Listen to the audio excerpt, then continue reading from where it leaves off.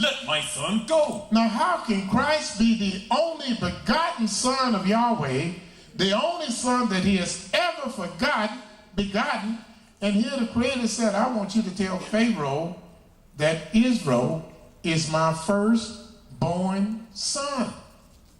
Now if he's the firstborn, somebody else can come around later, 2,000 years later, and say, I'm his only begotten. Well, if you're only begotten, then who am I? Who is Israel? Who are you? You can't come and take my birthright like that. Yahweh said I was his son.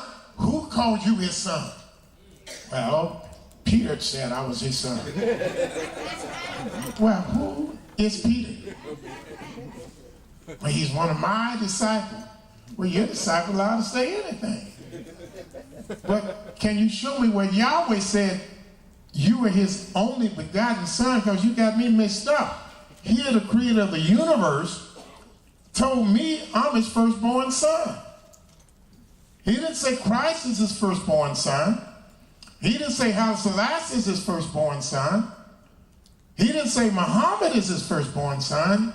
But it said Israel is my son, even my firstborn.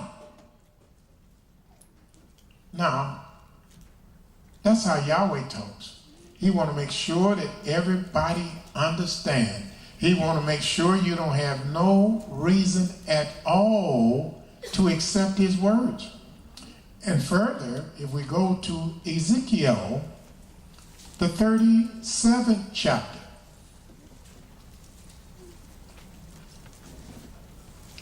every man and every woman that the Almighty ever talked to, he always told them who he was. And I want you to go and tell him what thus said Yahweh.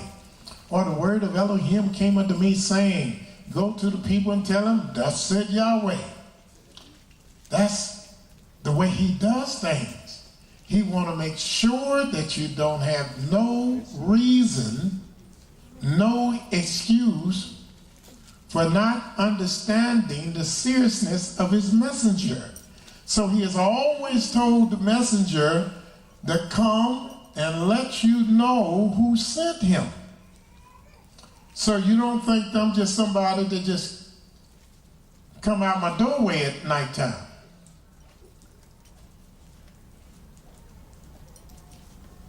If we read Ezekiel 37:1, it says, And the hand of Yahweh was upon me, and carried me out in the spirit of Yahweh, and set me down in the midst of the valley which was full of bones, and caused me to pass by them round about.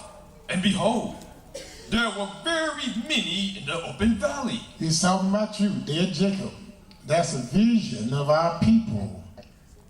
Dear Jacob, or the lost dry bones of Israel. And Ezekiel couldn't understand what was happening when he walked through this valley in this vision, and he seen all of these dry bones. It was a valley of dry bones. And all he could see is just dead man's bones, dead man with no life, no naturalistic views, no divine intelligence, no spiritual perceptibility, no nationalism. No, this is what we're going to do for our people. We're going to move as a nation. All you seen was a bunch of things just following somebody else. The scripture said, where there is no vision, the people perish. Just like today, our people don't have no vision. Even in America, they don't have no vision. All the dead Jacob want to do is integrate, assimilate, and evaporate. No vision at all. No perspective of his future. Nothing naturalistic. I just want to get me a good job, get married, have babies, send them to school so they can get a job. They can have some babies. Then they can go where I used to go and ask them to give them a job. All I want to do is just work for somebody else so he can give me a paid vacation and sick pay, good retirement. I just want to work for somebody else because I'm not nobody. I can't visualize him working for me. I'm ready to accept my lot.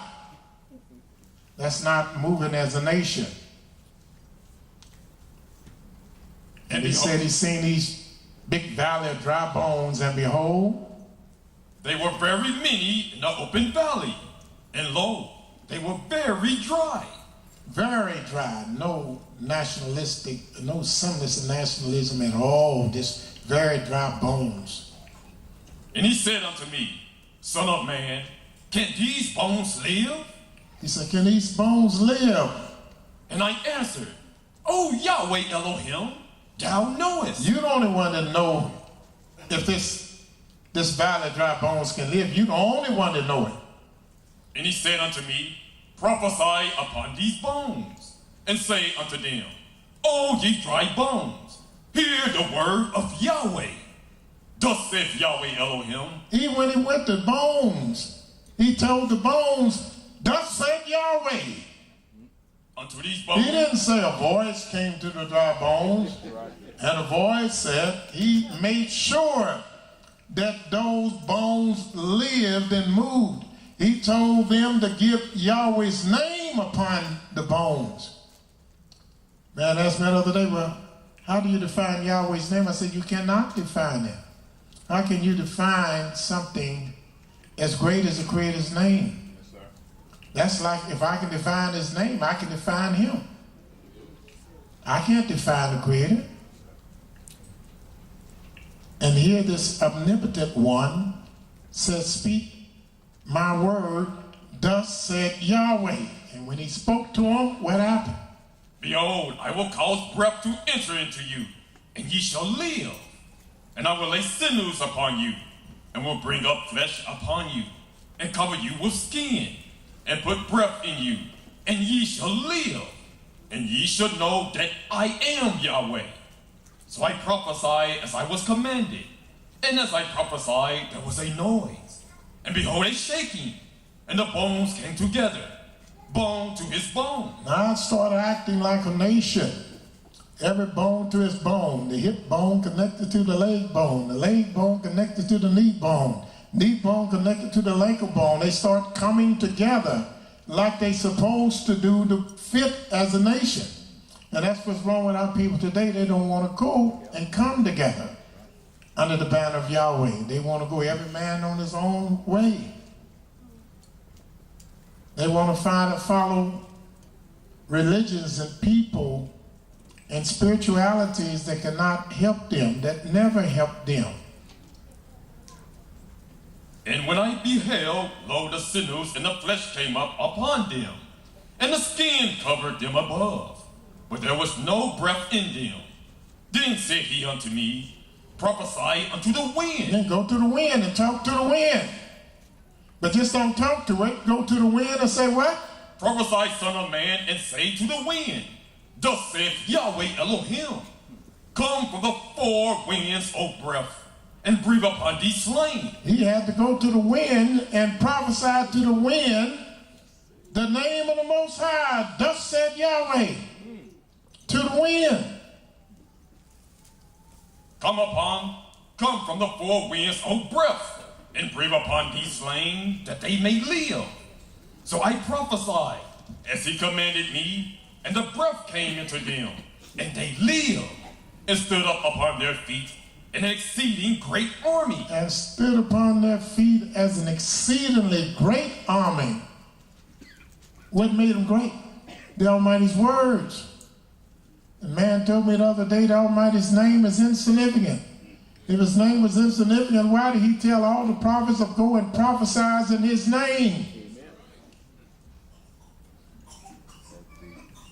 Then he said unto me, Son of man, these bones are the whole house of Israel. Behold, they say,